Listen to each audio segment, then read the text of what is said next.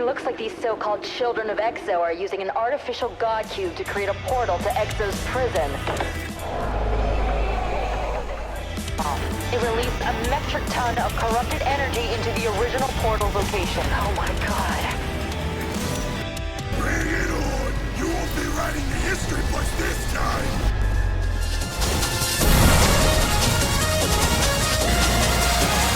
The Hexscape event is a new TDS event that has 3 nights or levels, with each of them having an easy or hard difficulty.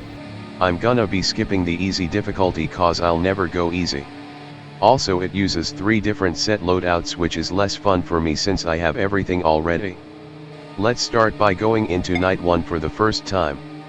In my first game, I played in duo with Volt. Ignore the avatar. I brought an NST loadout, cause I assume this night will be easy just like any other first night from past TDS events that uses a night system, or as what I like to call it, a campaign system. Our strategy here is spamming random towers, specifically the overpowered ones like Brawler, only to realize that they don't seem too overpowered, cause of a specific speedy enemy that can't be stalled for some reason. And it spawns early. God, why are most speedy enemies unstallable while the slow ones are? This is a stupid game design.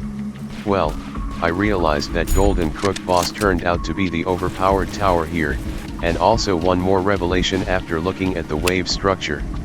Militant can solo this. So in my first solo night 1 triumph, I beat it with militants. I don't have to explain my strategy much other than placing some militants at the back cause of wave 4.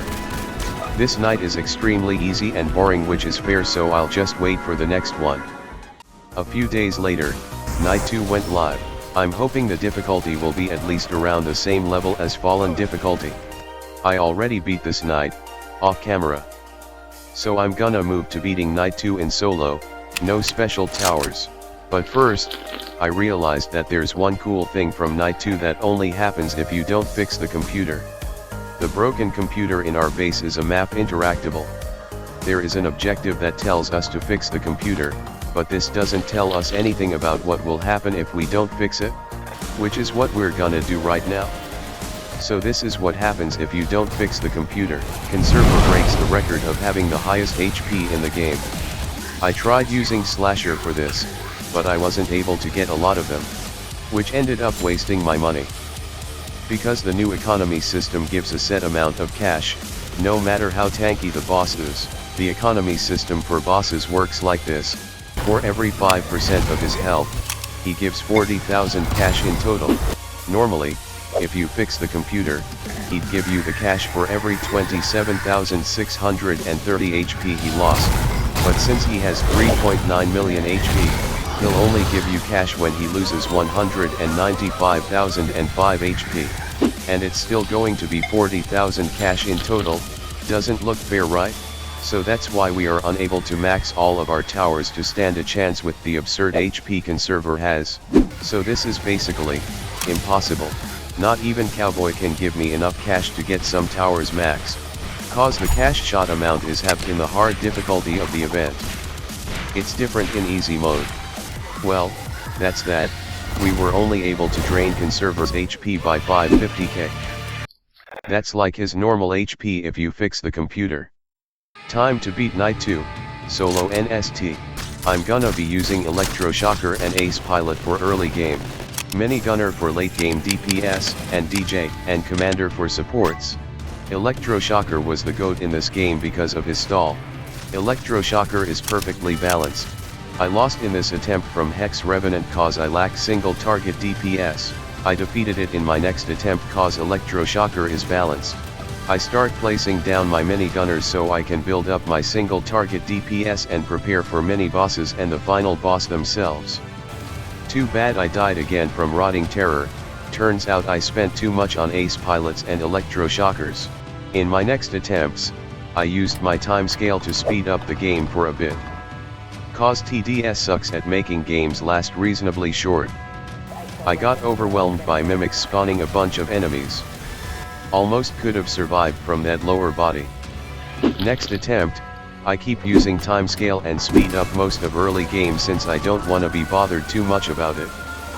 For some reason, Electroshocker stun doesn't scale with time scale, which ended up buffing Electroshocker by making it stun enemies faster. Like 2 level 0 Electroshockers can already basically perma-stall enemies, which is insane. I abused this so I can keep speeding up my game. I easily beat wave 11 cause of time scale and Electroshocker synergy. After that, I upgraded my DJ to max level so I can brainlessly spam minigunners and get the win. And also bought the computer parts. Conserver gives a lot of money, more money than his max HP. This gave me more than enough money to max and move my minigunners to the back, and kill him. Time to wait for Night 3. After several days, Night 3 is live. We played Night 3 when it was just released, that's why Gatling showed up in my loadout for a while till the server restarted. My loadout turned from 6 towers into 5 towers. Turns out there was something off about accidentally discovering 6 slot in the game's code, when I tried using 6 as a keybind. Judging from the map, we brought Golden Crook Boss because we know it will be overpowered cause of its goons easily stacking on the map. Cause for some reason, the map layout looks easy as hell at first. A heaven for Golden Crook Boss goons to keep living.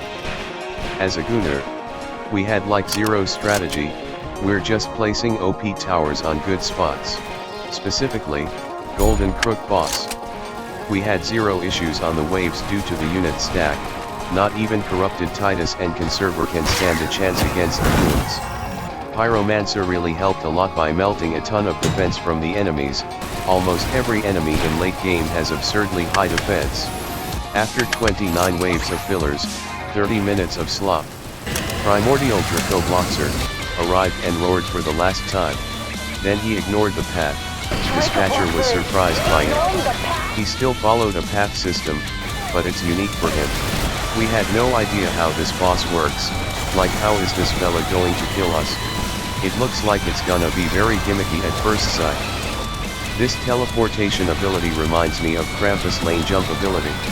We thought we were going to die when he looked like he was about to go after the computer, but he ignored it. Stupid. He just looped around and teleported back. This boss looks super easy, we don't know how he's gonna kill us yet. The hordes aren't even getting close to the computer. In phase 2, the boss turned into a light show while stunning every tower we placed. After he went close to the computer, we thought he was gonna loop again, but oh. We are dead. Welp, we know what to do now. Seems like he'll only start going after our base on phase 2. We tried setting our towers to strongest to target Dracobloxer first, it was a bad idea. Hordes became incredibly overwhelming. In our next attempt, we kept our towers on first and relied on long-range towers to target the boss, and they also can't get stunned to prevent any dumb stun abuse. In phase 2, we were shredding him quickly. After that, he is dead.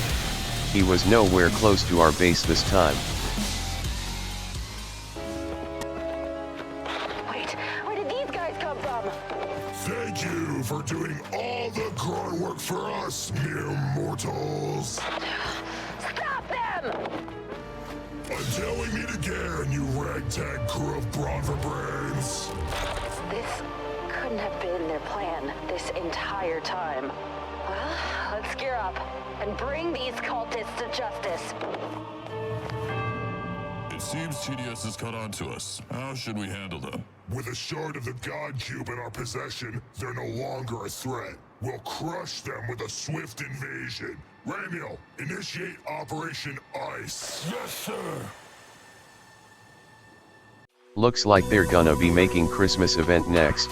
There goes my hopes for a Molten rework in this year.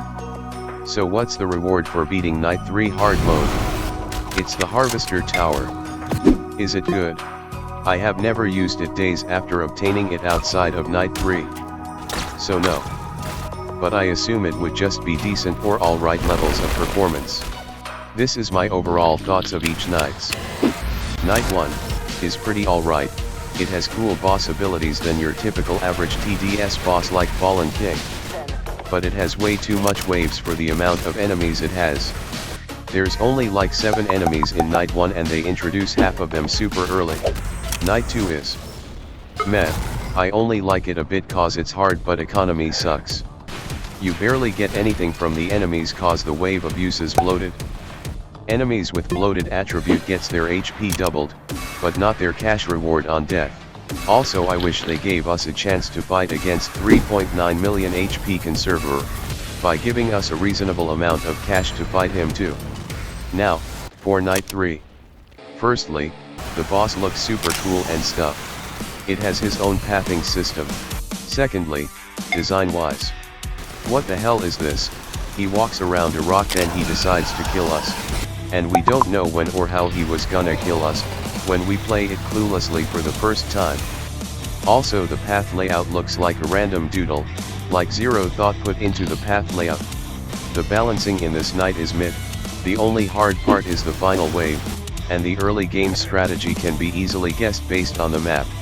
The grinding in this event's battle pass is extremely tedious and not worth it for the free-to-play player. Like why do I get rewarded 200 coins for beating Night 2 a couple of times? Who thought this was fine? Weirdly, for some reason the free pass doesn't give any stickers, they're only exclusive to premium pass and they're not really that good in my opinion. All of the stickers should have been in the free pass. That's the Hexscape experience and review. I'm not including Triumphing All Nights badge with one loadout in this video. I already beat it, but I'll probably try a different way to beat it again. This badge reminds me of a challenge I made a year ago except it does the opposite challenge and is less strategic. Also you're basically forced to play it in one session which can take hours. If you like what you see drop a like and subscribe if you want more videos like this. Thanks for watching.